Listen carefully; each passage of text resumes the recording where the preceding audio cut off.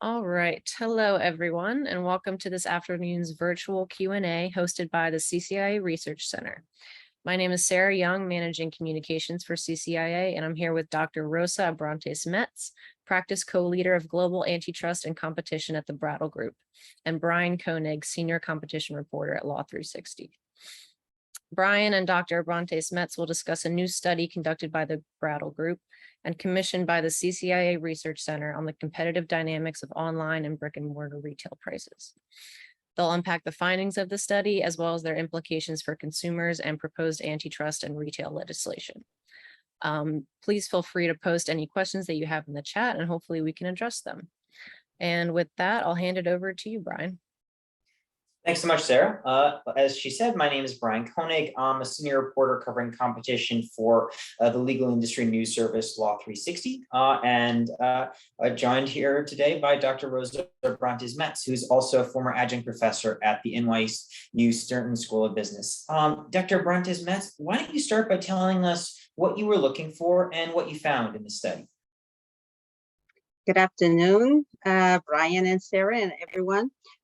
We were looking to this study to understand to what extent retail prices between the two channels, brick and mortar and online, were dynamically related to each other. So whether competition was very strong or less strong between the channels. We had different data sources, and obviously results are limited to the data sources studied, but our findings were that these are two channels that are very related to each other.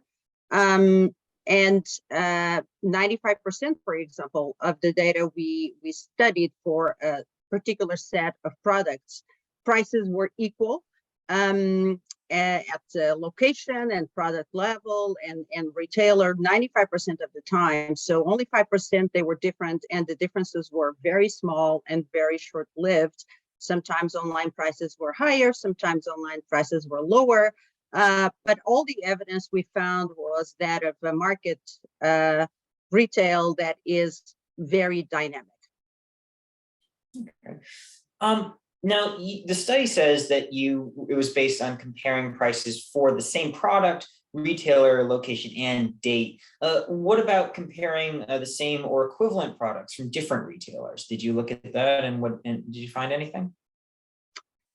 Our focus was in understanding whether online and offline or brick and mortar prices for a particular retailer were similar to each other. But yes, we also looked on about the similarity across retailers, and we don't have those results as clearly in the paper, but prices were very, very similar to each other as well. How similar is very similar? I mean, could you put any kind of numerical estimate on it? Well, we were looking only at, in that particular data set, only 5 retailers, and to some extent they are very, very comparable to each other. For example, we had Target, Vons, Walmart, Food for Less, and Albertsons, and their prices were almost always very identical, and for the most part. So Walmart to Albertsons, that between them? They moved together. So every time there was a change in one, there would be a corresponding change in the other most frequently. Okay. Does the study account for discounts or just the actual ticket price that may not always be reflective of what consumers actually pay? So the prices collected for this particular data set, which was a data set that was collected particularly for this study, accounts with discounts. So there were photos taken of either screenshots or in the grocery store of a particular set of products, and those accounted for with the discounts. And we do see that those occur more often online than in brick and mortar. As one might expect, it's easier to change prices online, but those deviations are always very short-lived, and prices are on average the same. Talk a little bit about the specific data sets that you looked at, because obviously this is not looking at every retailer or even every product. Right. So the data that we have been talking about until now was collected by Premise. And it focused on particular 18 locations in the LA area. We covered a certain set of products, Land O'Lakes salted butter, Barilla spaghetti, Cheerios, Gold Medal, all-purpose flour, and creamy peanut butter. We focus on those products, look at online and brick-and-mortar prices within those 18 locations. So every day we have both an online price and a brick-and-mortar price for each of the 5 retailers that I mentioned earlier in all of those locations. So this ends up being almost 3,500 observations in a window of time that was only a little bit larger than a year. So it was from October 26, 2021 through December 2nd, 2021. It is a short window of time, but it has a lot of observations. 3,500 observations is something that an economist would consider very good. Of course, we would love to have more data. It was not easy to collect this data. And the results are, to a great extent, very comparable to the results of the second data set that we used, which is a national-wide data set that enables us to study other types of patterns. But that second data set is from NPD and covers baby, child, bed and bath products for a period of 2 years. Each data set has advantages and disadvantages. The NPD data set is nationwide, but it only has prices when something is purchased. I can't distinguish between regions because it's one price per product per channel per week. While with the Premise data, we can go very deeply into every individual day at every individual product that we studied. But both sets of data are consistent with the same finding that prices online and brick and mortar track each other very closely. They move, sometimes they move frequently, but one channel catches up on the other that moves first. Now that the national study, that it was one specific kind of product, right? I think it was bath and body products for children. Yes.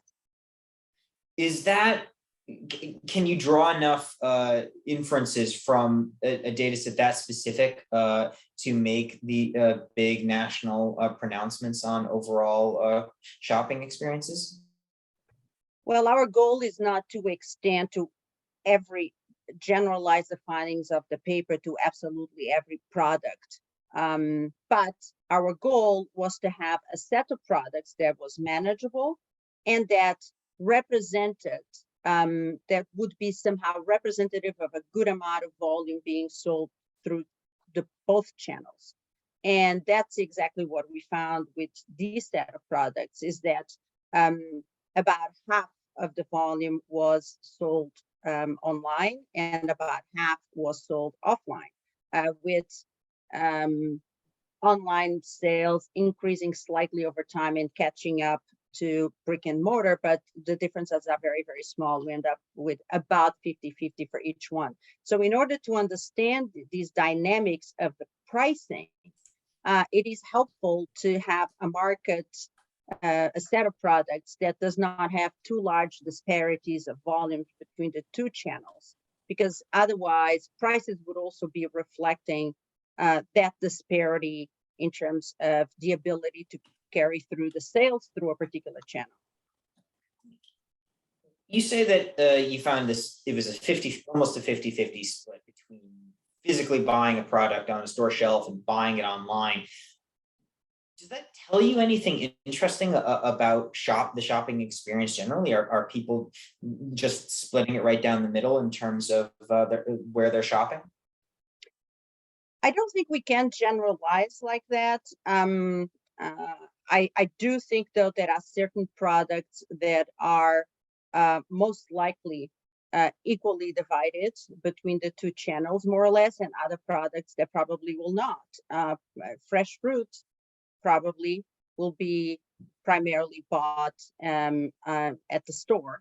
But if you're buying diapers, then it is more reasonable to expect that you may equally, with the same likelihood, buy online versus in the store. So I wouldn't generalize the effect of, we should all expect everybody to buy about half in each one of them. Helpful to us is the fact that there were a lot of sales, there was a lot of observations.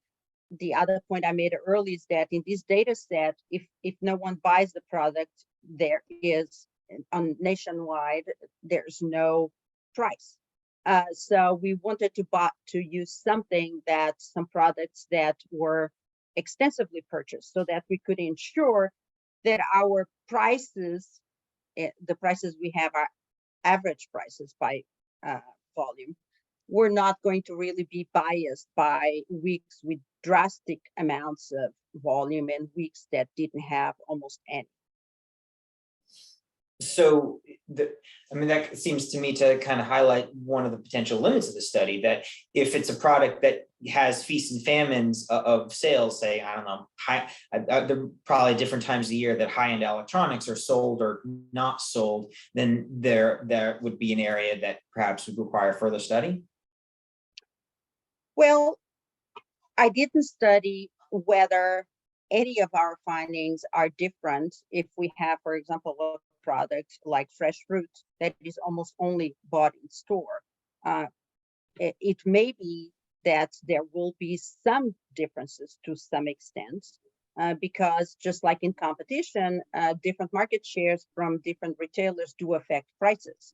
But the level of transparency of prices nowadays, anybody can know the price of just about everything online, makes it unlikely that there would exist large disparities. And that, I think, is something that will be consistent across all products, to the extent that those products can be bought as well online. Looking at a tight time frame towards the end of 2021, pandemic's still ongoing. A lot of people are vaccinated by that point, but I'm wondering, did you consider potential pandemic effects, or did you learn anything from about how pandemic impacts on shopping from that time frame? So that window of time is short, and it was one of the windows of time in which we were conducting our study. So we didn't particularly, our focus was not to learn how the dynamics changed with the pandemic. Our focus was to learn how our prices behaving differently under the same overall market conditions. And certainly for everybody in the 18 locations in LA, whether there was more severe pandemic or less severe pandemic, they all faced the exact same common factors. And so having control for that, and the advantage of also having that data at the product level, retail level, et cetera, is that allows the economists to, what we normally say, control for geography, for retailer, et cetera. We can have a much cleaner comparison of prices given the current circumstances. I don't necessarily expect that the dynamics of the prices themselves are going to be very different a year later.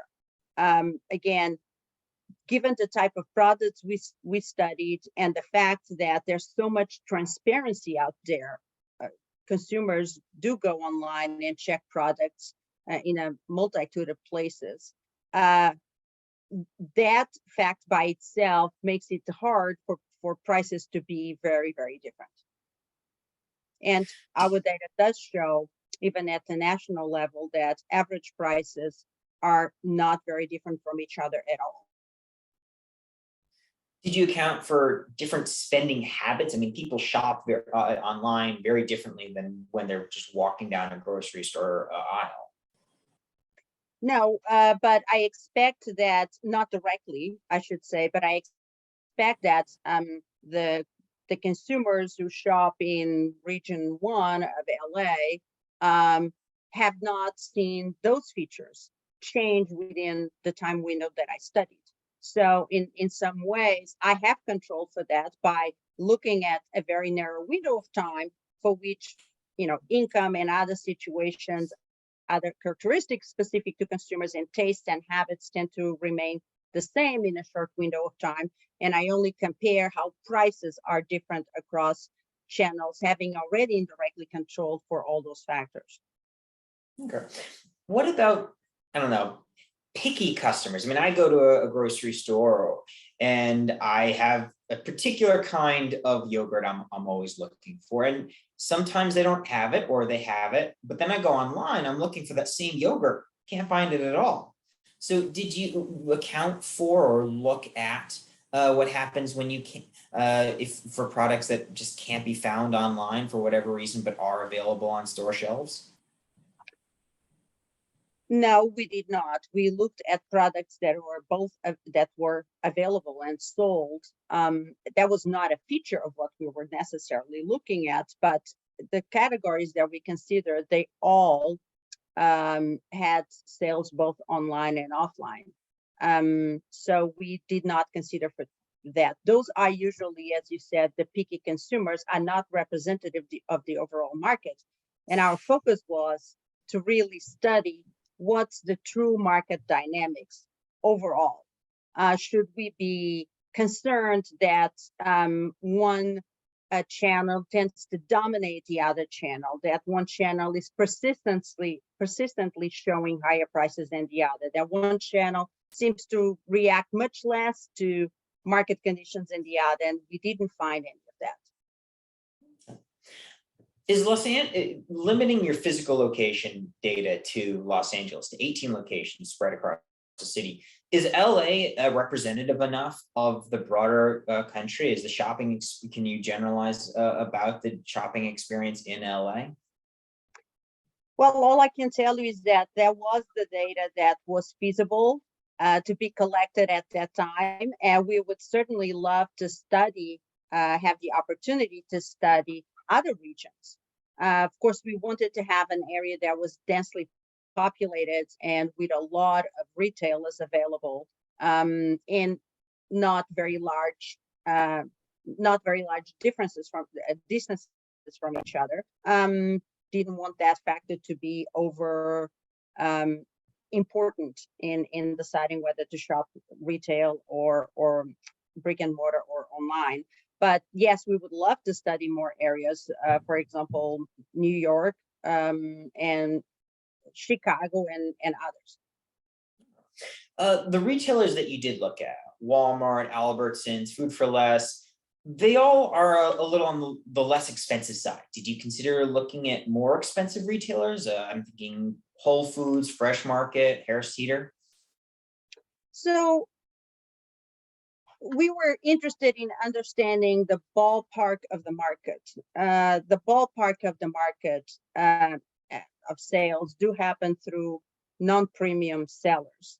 And that was the main reason we focused on these types of retailers who sell a lot and do tend to be highly competitive with each other. Not that the others are not, but it's a different dynamic. It's a different type of consumer that tends to go to Whole Foods from the consumer that goes to Walmart or Target. Okay. Are there other kind of products or retailers that you considered studying that would also be insightful for studying consumer spending habits? We have considered several, but the constraint in terms of timing and other constraints was that just a certain amount of locations and areas and retailers could be studied. And we decided to focus on these that were lower end, that were very significant in terms of sales in the overall market, in order to be, we hoped, more representative of the average consumer. Okay.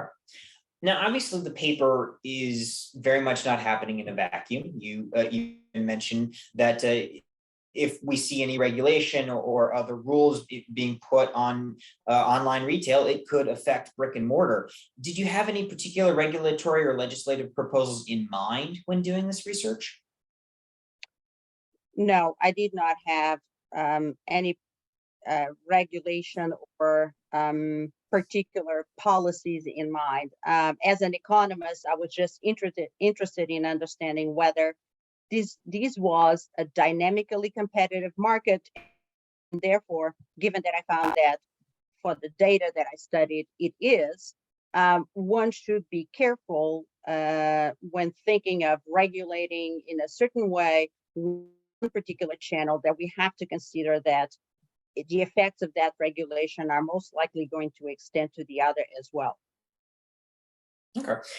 So no particular efforts to rein in big tech, as it were, that you think that the study and this data is most applicable to? No, not really. Okay. It was just a pure inquiry on strength of competition. Sure. But the paper does suggest that regulating online retail could affect brick and mortar. Can you give any examples of things that could be done on the online side that could affect brick and mortar sales? Well, to the extent that regulation to platforms is being considered and being debated in Congress, if the regulation to platforms does not only apply to, platforms that are essentially covering social media, but also apply to platforms that focus or at least have some of their business in retail, we need to consider the effects. Restrictions on sometimes vertical integration, that means that if there's a platform who then decides to also operate, have its own brand of products, etc., restrictions in that area, and I'm not opining whether they're good or not, obviously will affect pricing in the platform and may affect, I would expect it would affect pricing in brick and mortar to the extent that they are meaningful policies. Did you look at different amounts of price changes? Wondering if there's any differences of 5 cents up or down versus $5? The price changes are pretty small. We have some charts in the paper that show that if one of the channels changes, the other tends to change almost contemporaneously and sometimes contemporaneously. And by that, I mean on the same day and by the same amount. This time window, I don't think I recall drastic price changes. There were sometimes some abrupt price changes, but those were more in the national data. And those may have been a consequence of some products, some weeks were not highly sold, and in other weeks they were. And once you average changing prices with different volumes, you end up giving more weight to some prices than others, and that can distort a little bit the picture.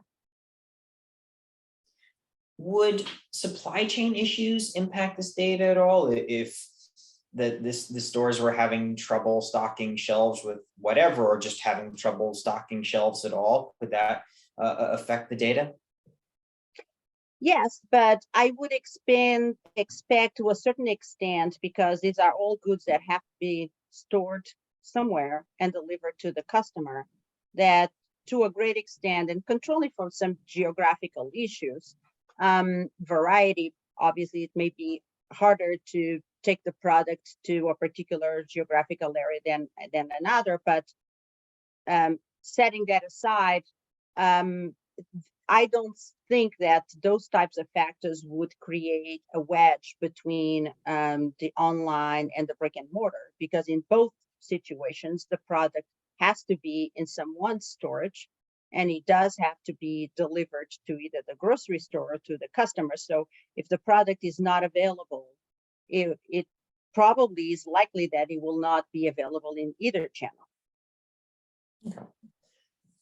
You talk about that people would buy fresh fruit most likely at the store, but the grocery list does include items that need to be refrigerated versus ones that don't. You have peanut butter and you have butter. Do you see any differences between those two products or products otherwise that require some amount of special storage, be it refrigeration or otherwise? We did not see in the data set we collected any particular differences between those, no. Okay. Did you in doing this research, did you find any particularly interesting unanswered questions, things that you'd love to study further, specific products, locations, anything along those lines? I would love to study many more products and locations with a data set of the type of premise, with a wider time window. I would love to study that. One of the things that we started studying with the national data was really the issue of what we call the symmetry of responses in prices. So some of these studies are conducted in other industries such as oil and gas, for example. You think about the dynamics, as I have mentioned, they're very, very tightly related, both the brick and mortar and the online. But the question may be, well, are there some asymmetries in response when brick and mortar is the highest of the two versus when online is the highest of the two? We saw a little bit of a difference, not really meaningful, but we do notice that the online price is the one that tends to adjust to brick and mortar faster than, and to a greater extent than when brick and mortar is the highest price. So is that just a technological issue? It may well be, yes. It is much easier to move online prices than it is to move brick and mortar prices. But I would like, that is something that I would be interested in studying further. Any particular products you'd like to study?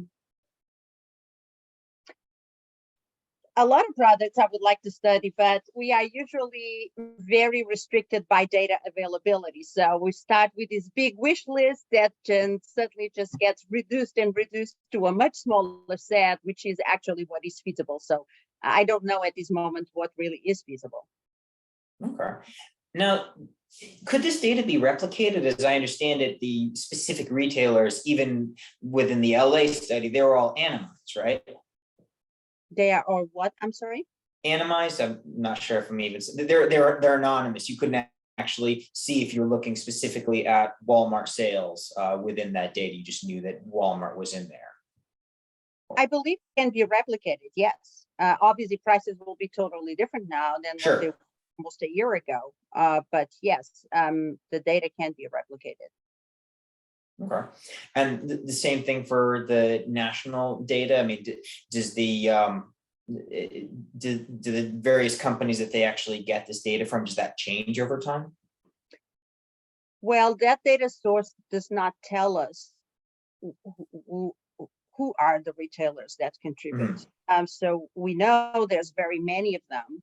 We don't really know which ones they are, and we don't know whether they change over time. I would think that they would. Sometimes some grocery stores close and other new ones open. So in terms of bigger chains, we also do not know how stable the sample is over time. You would think that those kinds of effects, when we're just looking at national prices, are probably not large, but we do not know who is included. I think we're basically out of time, Dr. Abrantes-Metz. Thank you so much for your time. And I really appreciate it. Thank you. It was a pleasure. You as well. All right, well, I guess that concludes our session. Thank you both so much for a lively discussion, and we'll see you again next time. Thank you. Bye.